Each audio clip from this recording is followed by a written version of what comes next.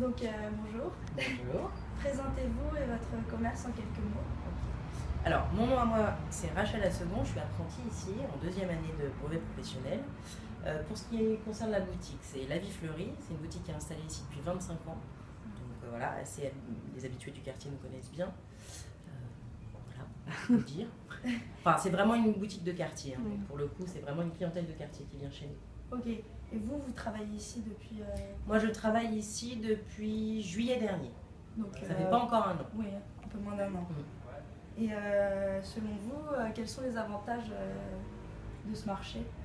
Alors, le côté clientèle de quartier, c'est vraiment ce qui fait vivre les fleuristes aujourd'hui. Enfin, voilà. Si on est encore là, c'est pour ça.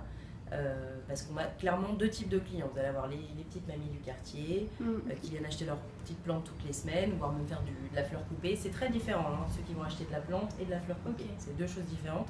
Les petites mamies, généralement, vont plutôt acheter leurs petites plantes pour la semaine ou toutes les 2-3 semaines.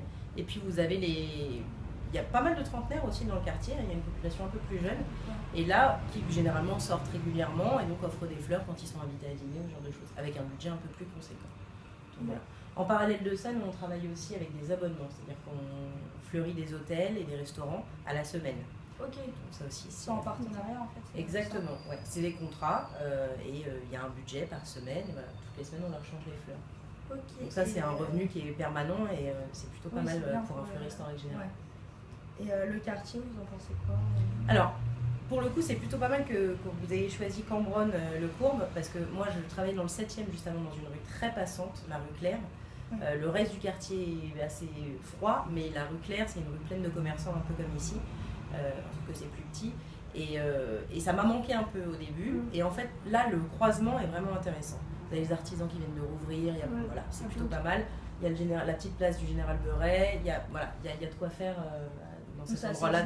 C'est assez dynamique ici, ouais. Bah, la preuve, c'est qu'il y a pas mal de commerces qui s'ouvrent là. Moi, j'ai un concurrent fleuriste qui a ouvert il y a peu, il y a 2-3 mois. Vous avez Pralibel, là encore un chocolatier qui va ouvrir. Donc, généralement, c'est plutôt un bon indicateur que le quartier fonctionne. Le quartier est attrayant en tout cas pour les commerçants. Ok, d'accord. Et ben merci beaucoup. Mais je vous en prie.